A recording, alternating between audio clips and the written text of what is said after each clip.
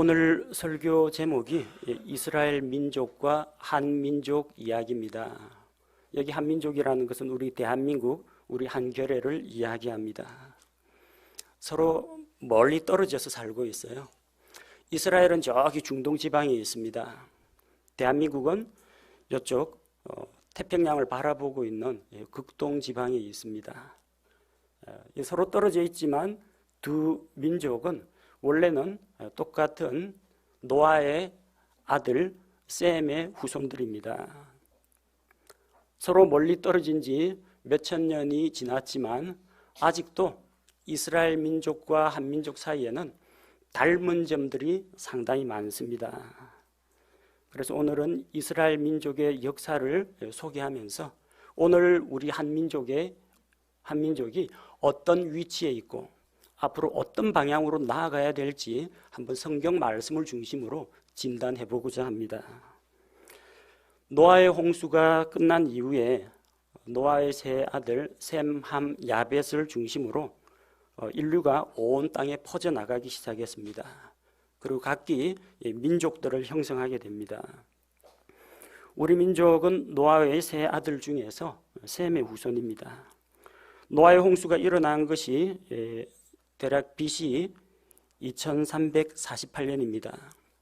역사적으로 단군 조선이 건국된 것이 여러분 알고 있죠? BC 2333년입니다.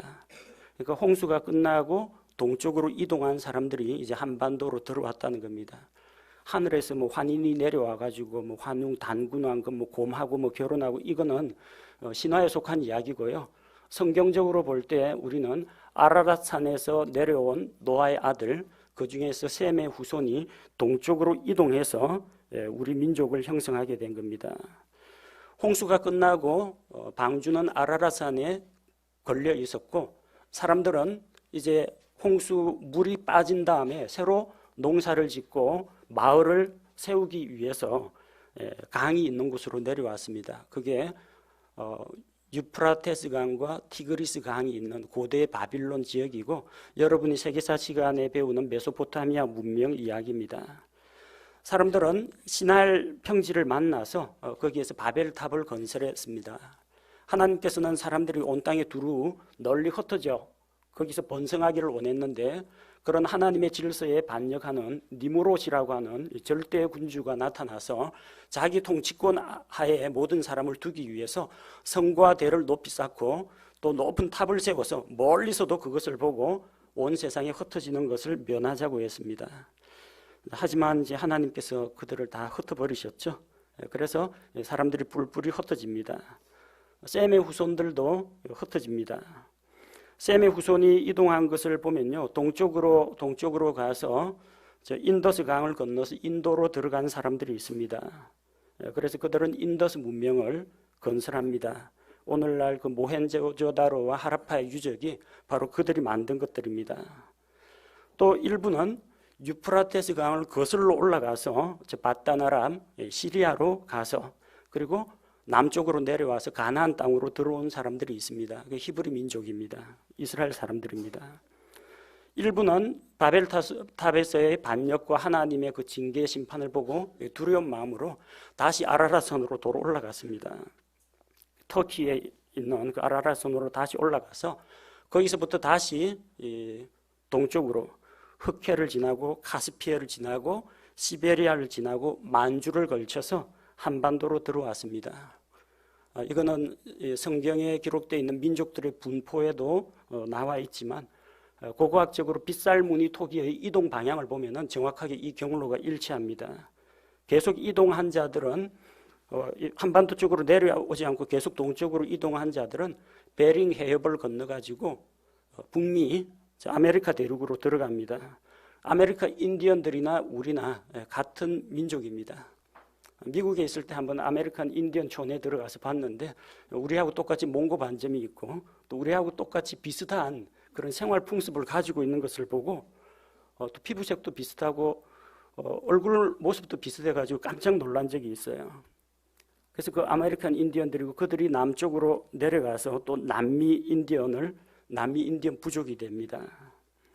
어쨌든 그 멀리 떨어져 있는 저 히브리 사람들 이스라엘 민족과 이 한반도 땅에 살고 있는 이스라엘 민족은 모두 다 셈의 후손들입니다. 국내에 있는 어떤 민족주의 신학자들은 우리 민족을 하나님께 선택받은 민족이라고 해석하기도 합니다.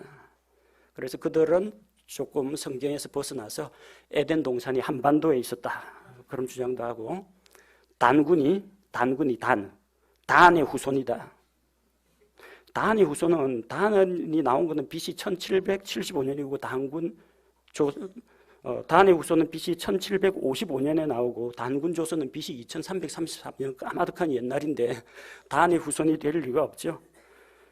심지어는 아리랑이 아라랏 거기에서 나왔다고 주장하는 좀 황당한 사람들도 있습니다.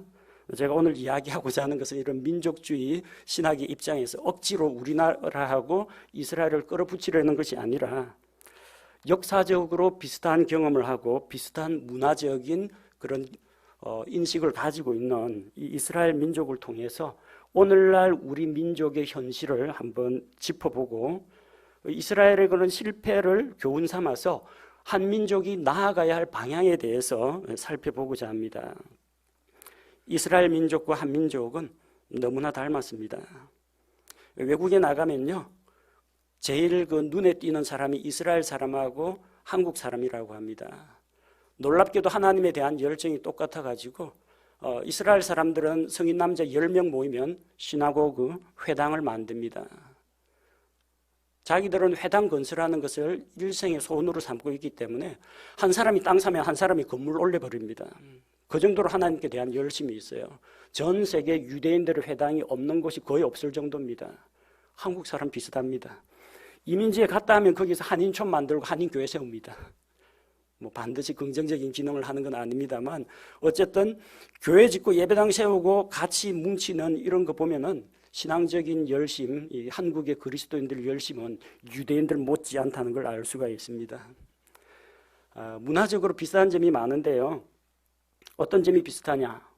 여러 가지가 있는데 하나씩 꼽아볼게요. 가정 안에서 가장의 위치가 존중받는다는 겁니다. 두 민족 모두 가장은 집안의 어른으로 대접받습니다. 가장이 뭡니까?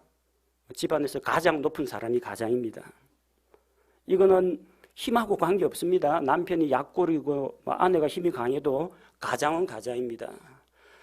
아내가 돈 많이 벌고 남편이 조금 벌거나 남편이 실직을 하더라도 가장은 가장입니다. 남편이 병석에 누워 있어도 어쨌든 가장의 권위는 인정을 받습니다. 가장이 뭐냐면은 집에서 남편으로서 아내를 휘두르고 자식을 흔들고 하는 그런 위치가 아니라 모든 일에 대해서 최종 책임을 머리인 가장이신다는 겁니다. 어깨가 무겁죠? 여러분 여기 결혼하신 형제님들 다 그 가장으로서의 책임을 감당하느라 어깨가 무거울 겁니다. 그 어깨를 가볍게 해줄 분들이 바로 여러분들의 그 배우자 아내들입니다. 집안의 아내와 자녀들이 그 가장을 도와가지고 가정을 세우는 겁니다. 이게 하나님께서 만드신 가정의 질서입니다. 요즘 들어서 소가족, 핵가족 그런 것 때문에 이 질서가 조금 해이해진 그런 것도 있지만 어쨌든 이스라엘 민족하고 한 민족은 가장의 권위, 가정의 질서를 세웁니다. 두 번째는 장자의 권리입니다. 장자권. 이스라엘 민족에서 장자는 가문의 상속자입니다. 재산을 물려받습니다. 아버지의 신앙을, 아버지가 하나님과 맺었던 언약을 물려받습니다. 다른 형제들보다 2배의 몫을 받습니다. 만약에 아들이 5명이다. 그럼 재산을 6등분합니다. 아들이 6명이다. 그럼 7등분합니다. 그래서 장남에게 2몫을 줍니다. 나머지는 전부 한 몫만 나눠줍니다. 다른 아들들에 비해서 갑절의 상속을 받도록 되어 있습니다. 우리 민족 역시 장자 승계의 원칙이 있습니다. 지금은 민법이 개정돼 가지고 재산을 균등하게 분할한다, 또 기여도에 따라 분배한다, 그런 것들이 있지만 전통적으로 우리는 장남이 모든 것을 물려받았습니다. 옛날에 흥부 놀부 이야기 보십시오. 놀부가 재산 다 가로채도 할 말이 없습니다. 그 장남이 권리가 있기 때문입니다. 장남이 똑똑하냐, 장남이 능력이 있느냐가 중요한 게 아니라 먼저 태어났으면은 형으로서 대접을 받는다는 이야기입니다. 상속에 있어서 유리한 위치를 차지합니다. 이스라엘이나 우리 한민족이나 똑같습니다. 세 번째는 오른손과 왼손 가운데에서 이제 오른손을 중히 여기고 왼손에 대해서는 좀 부정적으로 보는 경향이 있습니다. 두 민족 모두 마찬가지입니다. 우리 어릴 때 왼손으로 숟가락 잡거나 왼손으로 연필 잡으면은 부모님이나 선생님한테 야단 맞았습니다. 왼손잡이는 질병이나 장애가 아닙니다. 사람들 가운데 오른손보다 왼손을 더 잘 쓰는 사람들이 있고, 왼손잡이는 왼손잡이가 아니라 양손을 다 쓸 수 있는 사람들입니다. 전혀 문제가 없는데도 불구하고 이스라엘에서는 하나님의 오른손, 그 오른손에 이제 가치를 두었고, 같은 셈족 안에서 우리 민족 역시 왼손, 오른손은 오른으로 생각할 정도로 사람들이 오른쪽에 무게를 두었습니다. 혹시라도 제가 정치 발언한다고 오해하지 마십시오.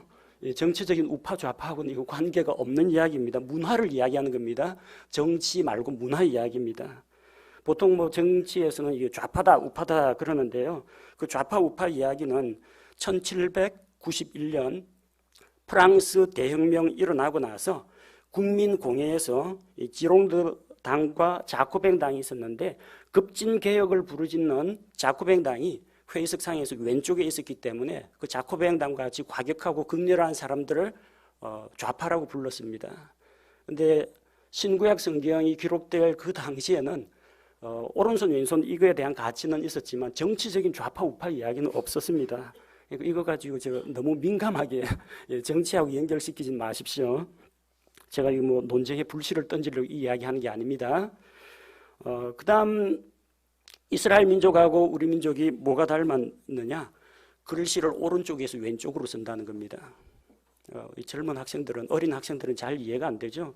글자는 분명히 왼쪽에서 오른쪽으로 썼는데 어떻게 오른쪽에서 왼쪽으로 안으로 글자를 들여쓰게 하느냐 하는데, 이스라엘도 히브리 문자도 그렇고 우리나라 옛 조상들도 항상 글자는 오른쪽에서 왼쪽으로 기록했습니다. 여러분 그 국어 시간에 훈민정음 해례 배우죠? 어떻게 되어 있어요? 나란 말삼이 중국에 달라 문자와로 서로 삼았지 아니할지 이런 전차로 어린 백성이 니르고자 홀빼 있어도 마침내 제 뜻을 너희니 실업하지 못할 놈이 하니라. 이런 식으로 오른쪽에서 왼쪽으로 오고 있어요. 옛날에 여러분 세로쓰기 성경 본 적이 있습니까? 지금 가로쓰기인데 세로쓰기 성경 글자가 오른쪽에서부터 태초에 하나님이 천지를 창조하시니라 땅이 혼돈하고 공허하면서 오른쪽에서 왼쪽으로 진행이 됩니다. 옛날 조선시대 사극의 상소문 보십시오. 오른쪽에서 왼쪽으로 진행됩니다. 한글로 된 최초의 근대신문 독립신문 제호가 어떻게 되어 있냐면요, 문신립독 이렇게 되어 있어요. 문신립독으로 읽으면 안 됩니다. 독립신문입니다. 근데 이게 개화기 돼가지고 전통적으로 오른쪽에서 왼쪽으로 글을 쓰는 사람하고 왼쪽에서 오른쪽으로 글을 쓰고 읽는 사람들 사이 이제 의사소통의 혼동이 온 적도 있습니다. 옛날에는 남의 집 그 기둥이나 담벼락에다 소변을 보는 사람들이 많았어요. 그래서 뭐라고 적느냐? 소변 금지 이렇게 적어요. 밑에 가위도 그려놓습니다. 잘라버린다. 어르신들이 소변 금지, 소변 보지 말라고 하면 지금변소 이렇게 읽어요. 그러니까 소변을 더 본다는 이야기예요. 구세대하고 신세대의 글을 읽는 방향이 서로 다르니까 그런 오해가 빚어지는 겁니다. 그 이스라엘 사람들 아직도 오른쪽에서 왼쪽으로 글 씻습니다. 우리 셈족이 가지고 있는 특징 가운데 하나입니다. 또 하나 놀라운 유사점이 뭐냐면 우리 나라꽃이 뭡니까? 무궁화죠. 학명으로는 히비스쿠스 시리아쿠스 린네라고 합니다. 린네가 지은 이름에 의하면은 그 시리아에서 온 어떤 야생화라고 하는데 이거 영어 이름이 뭐냐면 오로즈 오브 샤론입니다. 오로즈 오브 샤론 사전에서 찾아보시면 무궁화라고 나올 겁니다. 우리나라 무궁화가 과연 샤론 평야에서 온 것인지에 대해서는 이견이 있습니다. 다만 아가 2장 1절을 영어 킹제임스 성경에서 처음으로 하바셀렛 하샤론이라고 해서 샤론의 장미로 번역을 했습니다. 그 영어로 옮기면 로즈 오브 샤론이 됩니다. 로즈 오브 샤론은 무궁화를 이야기합니다. 원래 그 생태학적으로는 무궁화가 인도 중국이 원산지라고 합니다. 근데 인도 중국에만 무궁화가 있다는 이야기가 아니고요. 실제로는 이집트의 카이로, 그리고 이스라엘의 텔아비브, 시리아의 다마스쿠스에서 무궁화가 정원수로 많이 사용됩니다. 옛날에 우리 나라꽃 무궁화에서 길거리에도 학교 주변에 다 심었는데 요즘 찾아보기가 좀 어려워요. 근데 거기에는 시리아, 이스라엘에는 지금도 무궁화가 있습니다. 그게 로즈 오브 샤론입니다. 무궁화는 십자군 전쟁이 끝나고 시리아에서 유럽으로 전래되었습니다. 그래서 영어 킹제임스 성경 번역자들이 그 꽃에다가 로즈 오브 샤론이라는 이름을 붙였습니다. 설마 이 대한민국 그 국화 무궁화 그거 만들 때 저 옛날 사람들하고 우리나라 사람들하고 짜고 그렇게 정하지는 않았을 거예요. 그럼 이게 정말 우연일까? 우연이라면 정말 기가 막힌 우연입니다. 그런 연결고리가 하나 있습니다. 왜 그 로즈 오브 샤론 무궁화를 그렇게 부르게 됐는지 우리는 이유를 알 수가 없습니다. 다만 한 가지 우리가 비슷한 문화적인 그런 경험을 하고 있다. 그런 거는 유추할 수가 있습니다. 자, 또 뭐가 비슷하냐? 인사말이 비슷합니다. 두 민족 모두 평화를 사랑하는 민족입니다. 이스라엘 민족의 인사말은 샬롬입니다. 아침에 일어나면 샬롬 하고 인사합니다. 지나가는 사람 보고도 샬롬 인사합니다. 저녁에도 샬롬 인사합니다. 어린아이가 잠자리에 들기 전에 샬롬 인사합니다. 병상에 누워있는 자에게 샬롬, 안녕이라는, 평안하라는 그런 인사를 합니다. 심지어 아우슈비츠 가스실에 나치에서 학살당하러 가스실에 끌려가는 어린 자녀들을 보면서도 서로가 서로에게 샬롬하고 인사를 주고받았습니다. 샬롬을 우리말로 번역하면 안녕이라는 뜻입니다. 밤새 안녕하셨습니까? 그동안 강령하셨습니까? 안녕하고 물음표 달면요, 안녕하십니까가 되고, 안녕하고 이게 물결표 하면 안녕 이러면은 작별 인사가 됩니다. 이 서로 중동 지역에 있고 이쪽은 극동 지역에 있는 두 민족이지만 인사말이 놀랍게도 닮은 게 아니라 똑같습니다. 또 어떤 점이 유사하냐? 지정학적 위치가 유사합니다. 이스라엘 민족은 강대국으로 에워싸여 있습니다. 남쪽으로 이집트, 북쪽으로 히타이트, 바로 머리 위에 시리아, 저 북동쪽에 바빌론, 오른쪽 아래에 모압, 암몬, 에돔이 있고요. 그 이스라엘이 있는 그 땅이 유럽으로 가는, 그리고 남아프리카로 가는, 아프리카 대륙으로 가는, 그리고 아시아 대륙으로 가는 딱 중간 지점입니다. 그래서 시리아 저쪽에서 그리스가 아래쪽으로 쳐내려올 때도, 이집트 쪽으로 쳐내려올 때에도, 그리고 이집트에서 저기 대륙 쪽으로 뻗어갈 때에도 거기는 배틀필드입니다. 완전 전쟁터가 됩니다. 군사적으로 중요합니다. 로마가 그쪽에 식민지를 건설할 정도로 지정학적인 가치가 있는 곳입니다. 우리나라 위치를 보시면요, 이스라엘하고 아주 흡사합니다. 도와주는 이웃이 별로 없습니다. 저쪽 중국에서는 자꾸 황사나 날리고 있고, 저 북쪽에 저 러시아, 옛날에 소련, 그리고 우리 바로 이쪽엔 북한에서 저 핵 미사일 그런 거 위협하고 있고, 일본에서는 방사능 오염수 버리고 있고, 어쨌든 주변에 있는 이웃이란 이웃들이 하나같이 도움이 안 되는 그런 이웃들만 있는데, 어쨌든 한반도는 대륙 세력이 해양으로 뻗어 나가려고 하는 그 진출 교두보가 되고요.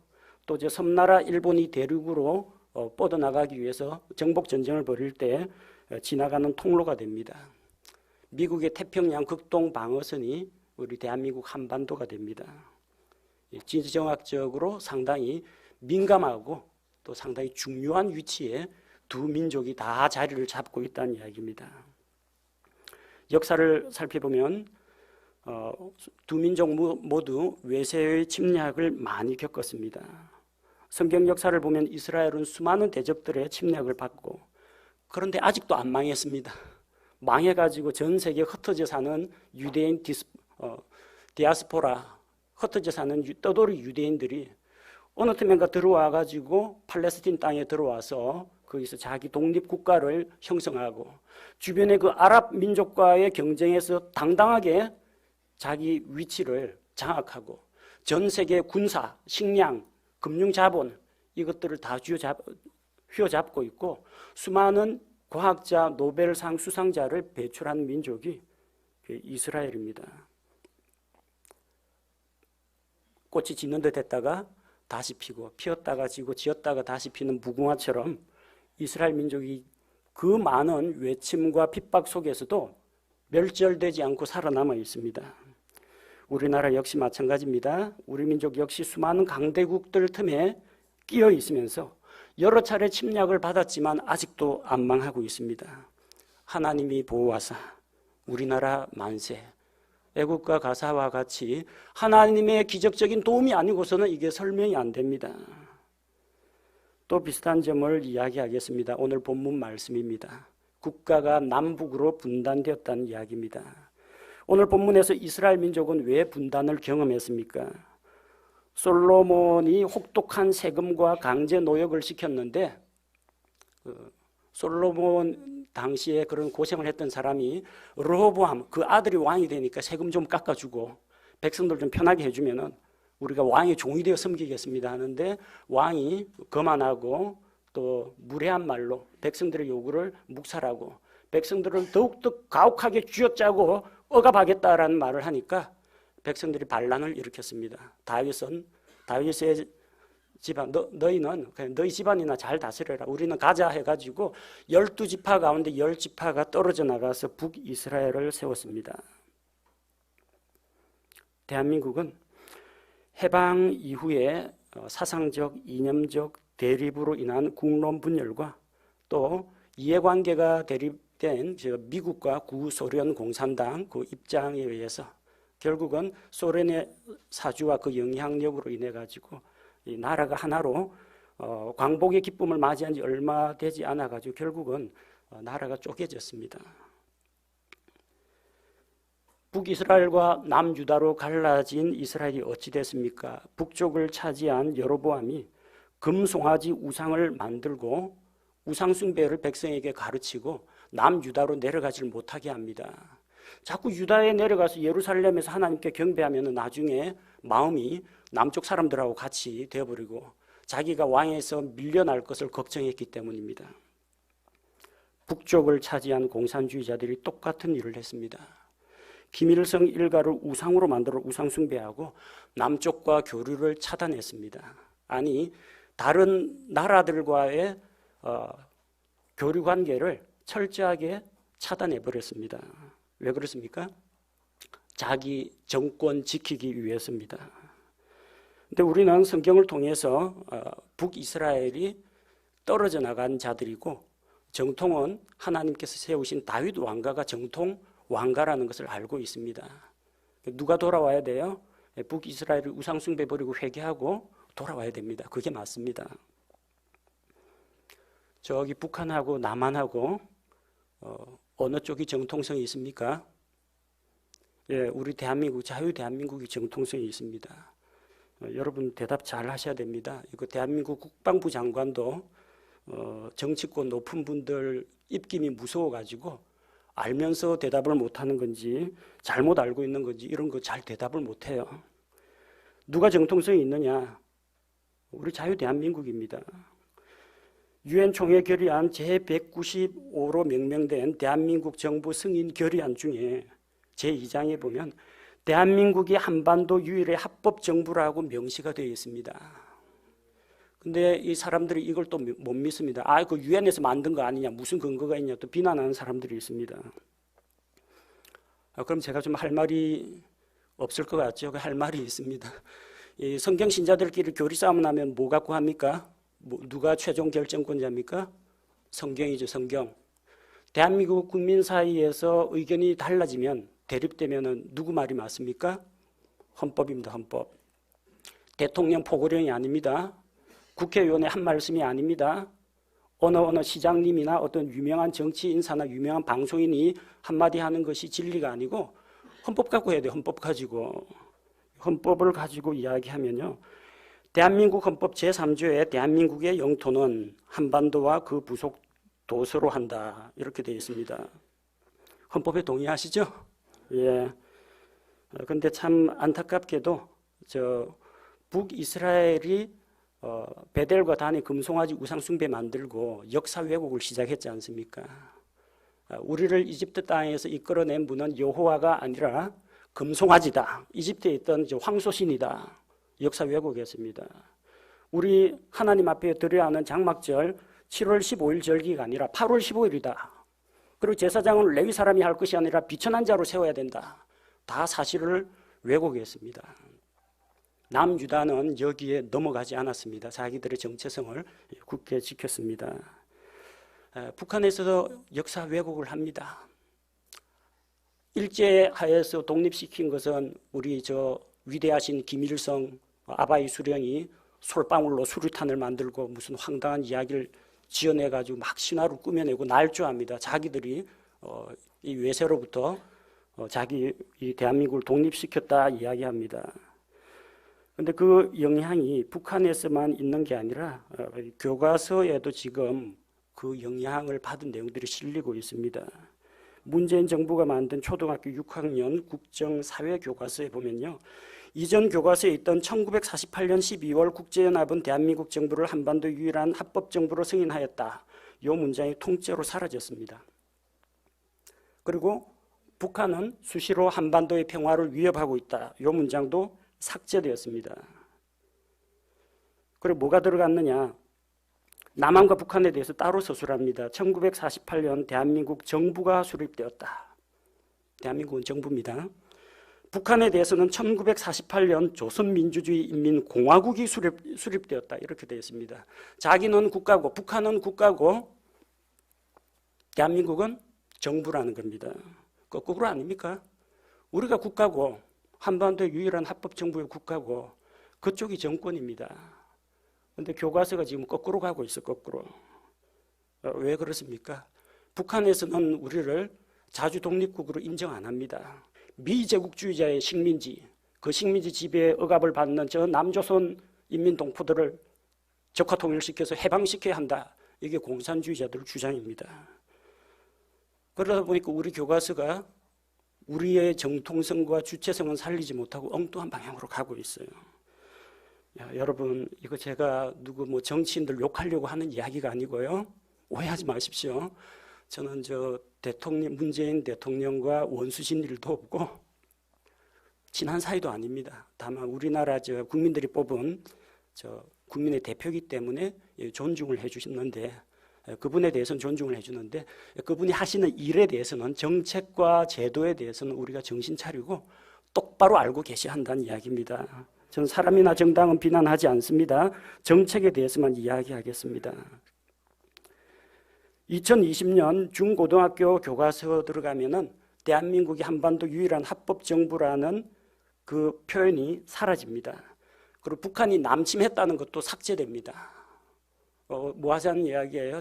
북이스라엘이 그 우상숭배 국가 만들기 위해 가지고 역사 왜곡하는 거하고 비슷한 일들이 일어나고 있다는 겁니다. 여러분, 대한민국은 민주공화국이다. 대한민국의 영토는 한반도와 그 부속 도서로 한다. 대한민국 영토는 한반도와 그 부속 도서로 한다. 독도 어디 땅입니까? 대한민국 땅이죠. 제주도 어디 땅입니까? 대한민국 땅이죠. 국방부 장관하고 국토부 장관이 서로 잘 모르겠다고 싸우고 있는 한박도, 그 해안포 설치하는 한박도 어디 땅입니까? 한반도 부속 도서니까 대한민국 땅입니다. 황해도, 함경도, 평안도, 한반도죠. 어느 나라 땅입니까? 대한민국 땅입니다. 헌법대로 하자면 이렇다는 이야기입니다. 헌법대로. 대통령께서도 헌법적 가치, 헌정 질서 유지를 강조하니까 헌법으로 하면 그렇습니다. 그런데 헌법대로 안 되고 있는 게 이제 문제죠. 북한에서 귀순해 온 사람은 어느 나라 국민입니까? 대한민국 국민입니다. 우리나라 법원에서 심판을 받아야 됩니다. 그 사람이 살인을 했는지 안 했는지 조사도 해봐야 되고, 그 다음에 북한에서 탈출해가지고 중국 거쳐 베트남으로 도망친 이 사람들 외교부에 요청하는데 도와주질 않습니다. 도로 중국 공산당에게 잡혀가지고 북송돼 버립니다. 대한민국 국민이에요. 헌법대로 하면은 저 땅은 우리 땅, 그리고 그 주민들은 우리 동포들입니다. 제가 말하는 것은 저 북한 사람들 싹쓸이 해가지고 다 뭐 총칼로 죽여야 한다는 이야기가 결코 아닙니다. 그들은 구원받아야 할 사람들입니다. 그들은 자유를 찾아야 할 사람들입니다. 우리의 적은 북한 주민들이 아니고 그 북한 주민들을 억압하고 악취하고 압제하고 그리고 공산 치하에서 이 주민들을 억압하는 저 북한 공산당이 우리의 대적이지 우리 북한 주민들하고 원수진 거 없습니다. 한반도와 그 부속도서가 대한민국 땅이면 그럼 저 북쪽 땅에서 저 정권 차지하고 있는 저 북한 공산당은 뭐냐? 괴뢰 정부입니다. 꼭두각시 정부입니다. 옛날 소련의 원조를 입어가지고 우리를 침략했던 꼭두각시 정부입니다. 괴뢰 정부입니다. 북한 괴뢰 정부, 두 자로 북괴라고 합니다. 이거 신문기사에서 북괴가 북한으로 바뀐 지 그리 오래된 일 아닙니다. 우리 어르신들은 아마 기억하고 있을 겁니다. 그런데 중공은 중국이 되었고 북괴는 북한이 되었고 더 나아가서 조선인민민주주의공화국이 되어버렸습니다. 대한민국은 남조선 정부가 되어버렸습니다. 잘못된 역사인식은 우리가 바로 잡아야 합니다. 이스라엘 보십시오. 남북으로 분단되고 서로 대립하고 수시로 국지전 벌어졌습니다. 같은 민족, 같은 동포인데 왜? 위에 있는 유다 왕하고 이스라엘 왕의 이해관계가 다르기 때문입니다. 밑에서 죽어나는 것은 일반 백성들입니다. 북이스라엘은 자기들이 차지한 정권을 유지하려고 하나님 믿는 신앙에서 떠나서 우상숭배로 갑니다. 우상숭배 안 버립니다. 남유다는 우상숭배자들을 비난하고 서로 상종 안 합니다. 서로 휴전선과 같은 장벽을 치고 왕래를 하지 않는 겁니다. 북이스라엘은 하나님께 반역하여 우상숭배하다가 결국 아시리아 왕국의 침략으로 멸망했습니다. 참 안타까운 게 같은 동포 아닙니까? 그 아시리아 군대 쳐들어왔을 때 남유다에 적어도 40만의 군대가 있는데 도와주러 가지를 않습니다. 그 우상숭배하더니 잘 됐다, 꼴 좋다, 나라 망한다. 유다 왕국이 잘못한 부분도 있습니다. 여러분 저 북한이 소련이나 중국에게 먹히기 원하십니까? 아니죠. 우리 동포고 우리 땅입니다. 남유다 왕국은 자기들만 거룩한 척하더니 자기들 역시 영적으로 타락해서 바빌론 침략으로 멸망하고 말았습니다.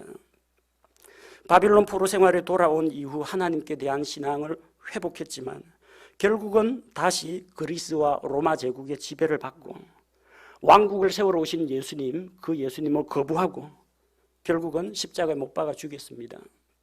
전 세계에 그들은 흩어지는 떠돌이 민족이 되었습니다. 제2의 엑소더스, 팔레스틴으로 유대인들이 귀환했지만 여전히 중동의 화약고 불씨가 되고 있습니다. 지금 많은 사람들이 이스라엘 사람들이 신앙에서 떠났어요. 우리가 알기에 뭐 유대교 율법 아직도 지키는 사람 생각하는데 그 사람들 얼마 안 돼요. 대부분이 무신론자입니다. 지금은 프로이트라든지 칼 마르크스라든지 이런 사람들, 아인슈타인이라든지 유대인이고 노벨상 수상자고 하지만 다 무신론자예요. 하나님 믿는 신앙을 가진 사람이 얼마 안 돼요. 일부는 정통 유대교 율법주의자들입니다. 일부는 예수님을 그냥 메시아로만 믿고 하나님으로 인정하지 않고 유대교의 종교 율법과 형식과 절기를 지켜야 한다라고 믿는 메시아닉 주들입니다. 그리고 극소수만이 유대인들 중에 구원받은 그리스도인들입니다. 하나님께서 세우신 다윗 왕국의 영광이 어쩌다가 이 모양이 되었습니까?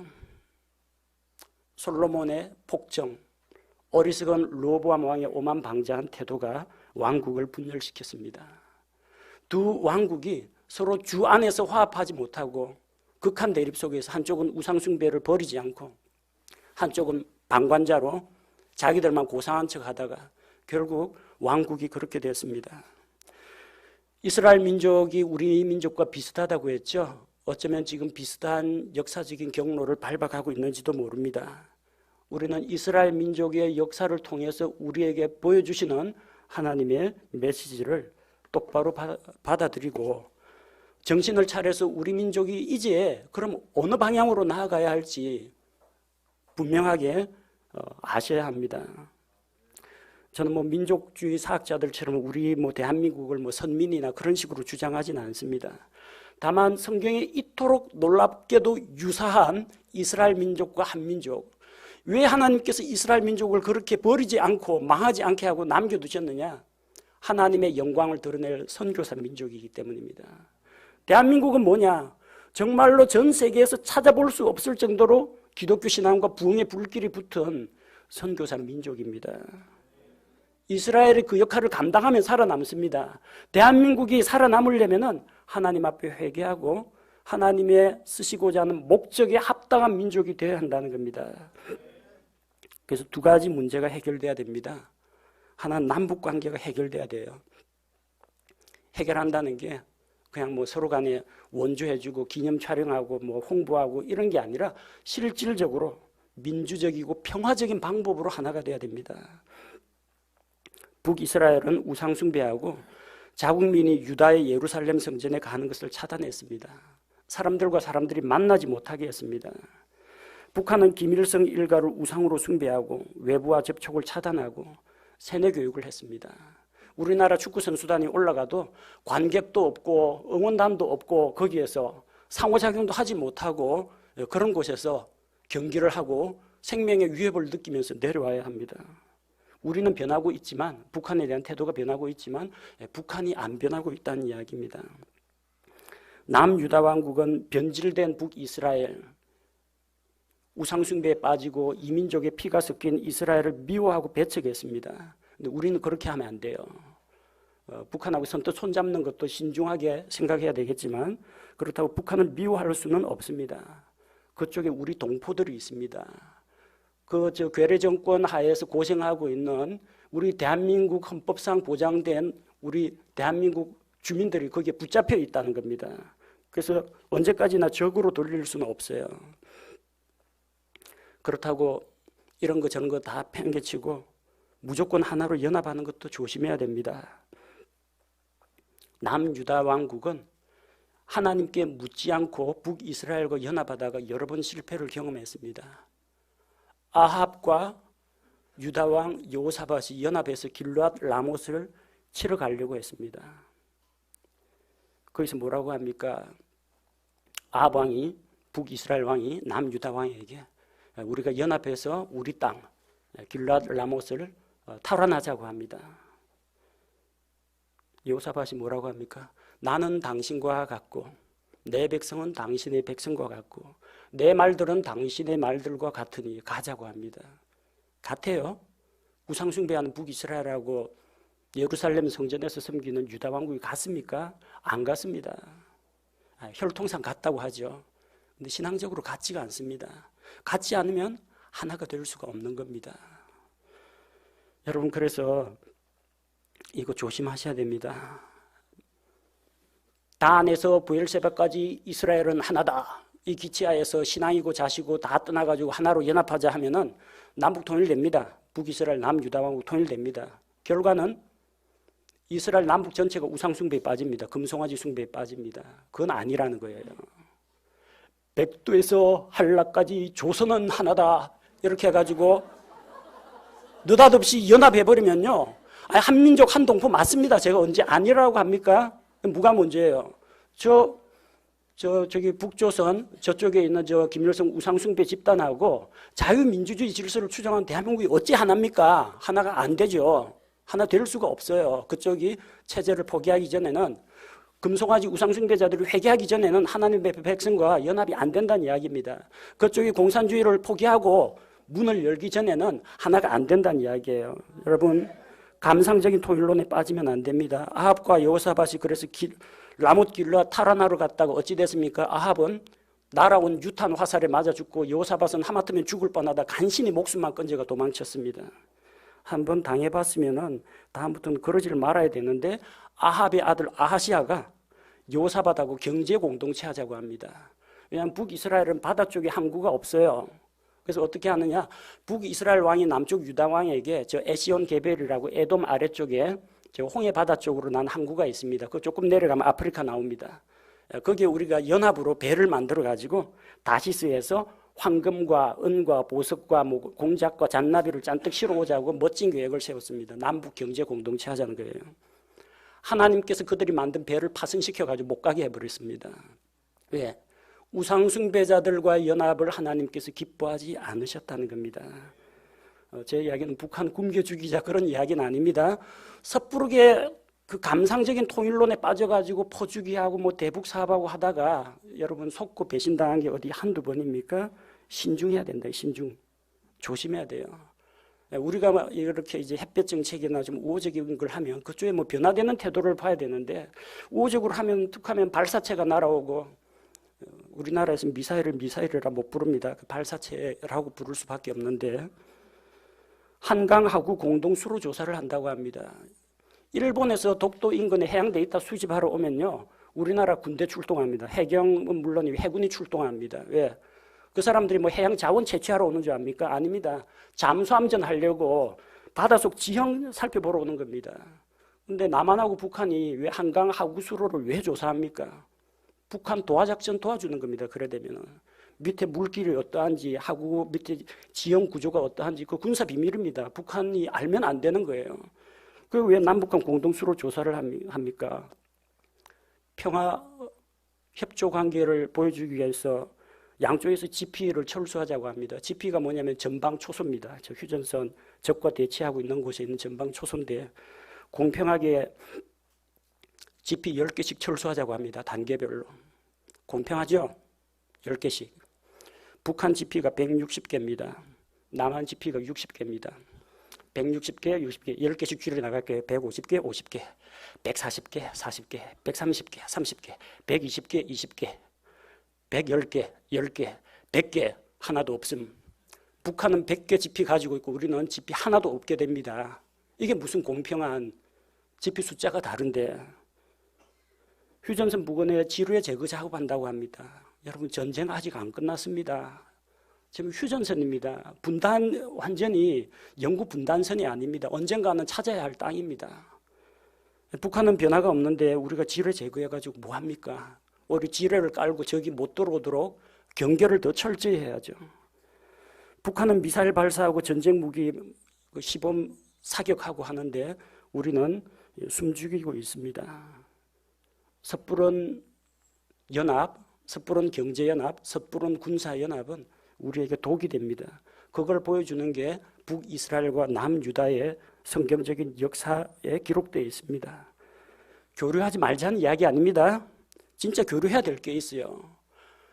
남유다 왕국 중에서 그래도 좀 정신이 깨어있는 히스기야 왕과 요시야 왕은 유다뿐만 아니라 사람들을 이스라엘에 다 풀어가지고 남북 공동으로 유월절 지키자고 했습니다. 그들이 하나 될 수 있는 게 뭡니까? 여호와 하나님 믿는 신앙입니다.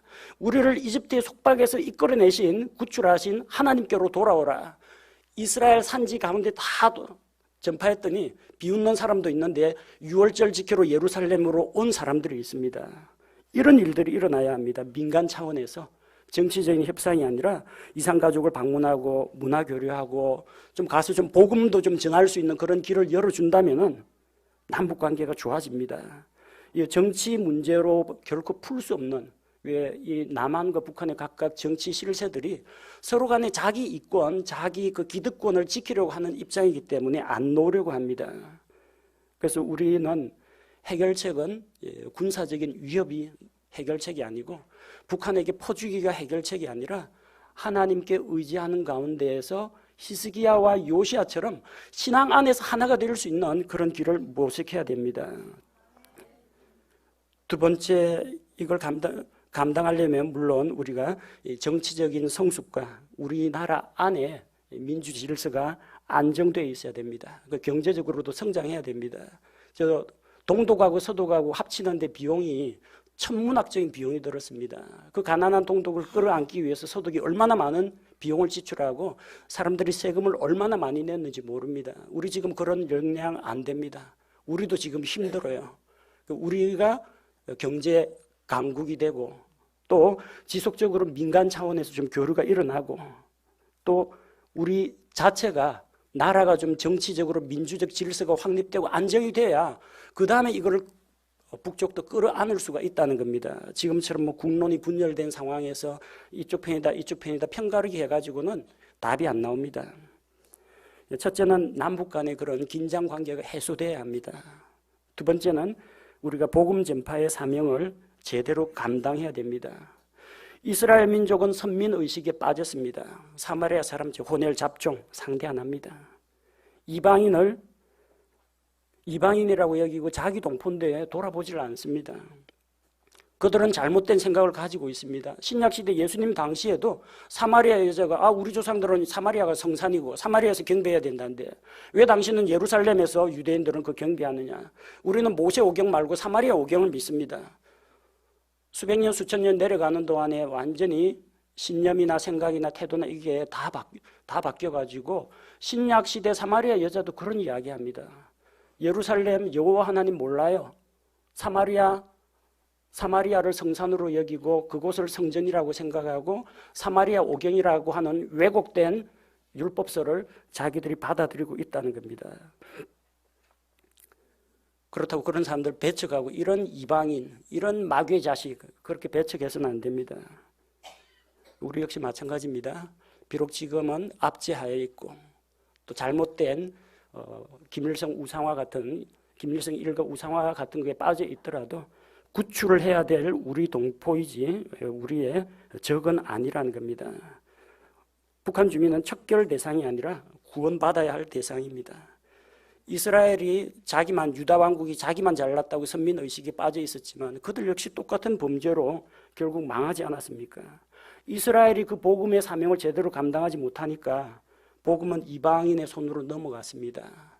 그래서 안디옥에서 그리고 로마에서 서유럽으로 대영 제국으로 넘어갔습니다.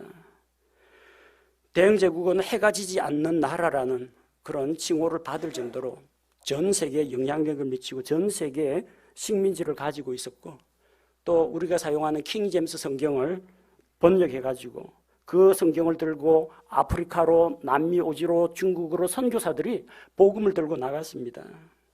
그 사명을 감당할 동안에는 대영 제국의 해가 떨어지지 않았습니다. 전 세계 대영 제국에 영토가 있었습니다. 하지만 그들이 마약, 락 음악 그리고 음란한 일들로 인해서 영적으로 타락했을 때 결국은 그 복음의 바톤이 신대륙으로 넘어갔습니다. 신앙의 자유를 찾아 청교도들이 신대륙으로 건너와서 미국을 세웠습니다. 미국 달러 그 돈에 보면은 지폐에 We trust in God. 우리는 하나님을 신뢰합니다. 라고 기록되어 있지만 일상생활 문화에서는 뭐 크리스마스 파티도 하고 그다음에 기독교식 결혼식도 하고 그 말끝마다 God이라는 이름 이것을 입에 달고 살지만 그들의 삶은 신앙적인 삶이 아닙니다. 전 세계 살인, 강도, 마약 이런 문제가 제일 많은 나라가 지금 미국입니다. 그들이 이렇게 죄로 인해 타락하고 복음의 횃불을 놓아버리니까 그 복음의 바톤이 태평양을 건너가지고 지금 대한민국까지 또 왔습니다. 놀랍게 1950년대, 60년대 전쟁으로 폐허가 된 이 땅 위에 하나님께서 선교사들을 통해서 헌신된 목회자들을 통해서 이 땅에 교회를 세우시고 복음을 선포하셨고 정말 복음이 마른 들판의 불길과 같이 번져나갔습니다. 60년대, 70년대 그 부흥, 오늘날 대형교회 부흥과 감히 비교할 수도 없습니다. 그때는 순수했습니다. 말씀에 대한 열정이 있었습니다. 그리고 정말 복음을 위해서 자기 재산과 목숨까지 내놓는 사람이 수두룩했습니다. 지금은 어떠합니까? 한국교회가 영적으로 타락하고 있습니다. 교회가 대형화되어 갑니다. 기업화되어 갑니다. 세속화되어 갑니다. 그리고 그리스도인이라는 이름이 어느샌가 개독하는 이름으로 조롱을 받고 목사는 먹사가 되어가고 있는 게 오늘날 대한민국의 현실입니다. 이걸 보니까 북이스라엘의 우상숭배를 비웃으면서 자기들은 그보다 더 심한 짓을 저지른 남유다 왕국의 레위 사람들과 제사장들과 그게 오늘날 우리 대한민국의 다는 아니겠지만 이런 타락한 목회자들과 별반 차이가 없다라는 그런 생각이 듭니다. 하나님께서 우리에게 복음의 바톤을 넘겨주셨고 복음의 횃불을 우리 민족에게 맡기셨는데 우리가 저 이스라엘의 실패를 본받지 않도록 해야 됩니다. 복음의 불길이 꺼지지 않게 됩니다. 복음 전도 이 사명을 우리가 굳게 붙잡아야 합니다. 그래야 우리가 쓰임받을 수가 있습니다.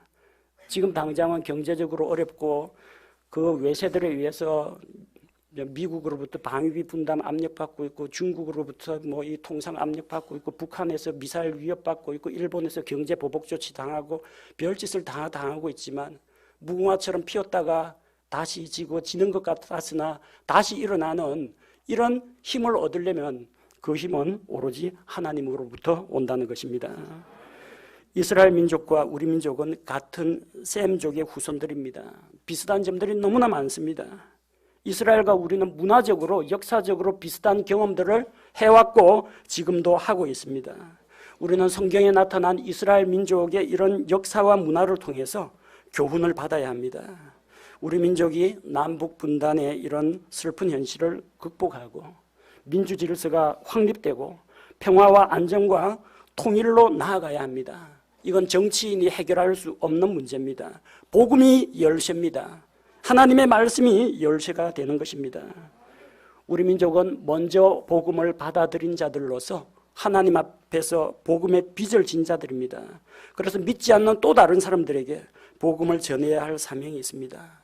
원하건대 하나님께서 북한의 문을 열어주셔서 하나님께서 그곳에서도 복음이 전파되고 그곳에서도 하나님을 찬양하고 하나님의 이름을 높이는 예배가 일어날 수 있도록 기도해야 합니다.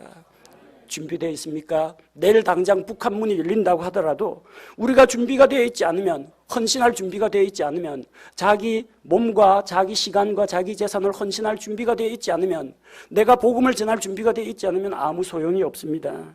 우리 민족이, 우리 교회가 하나님께서 사용하시는 민족, 하나님께서 사용하시는 교회가 되기 위해서는 우리가 먼저 말씀 위에 굳게 서고 하나님께 기도하는 가운데 우리가 이 복음 전파의 사명을 잘 감당할 수 있게 해달라고 기도하고 우리가 영적으로 성장해야 합니다. 오늘 역사, 문화, 정치 여러 가지 이야기를 했습니다. 자기 귀에 듣고 싶은 것만 듣는 그런 분이 없으시기 바랍니다. 마음의 중심을 곧바로 잡고 하나님 앞에서 우리 민족의 위치가 어떠하며 우리 교회가 과연 어떤 몫을, 나는 어떤 역할을 담당해야 할지 하나님 앞에서 진지하게 생각해보고 복음의 일꾼, 복음의 전파자가 되시기 바랍니다.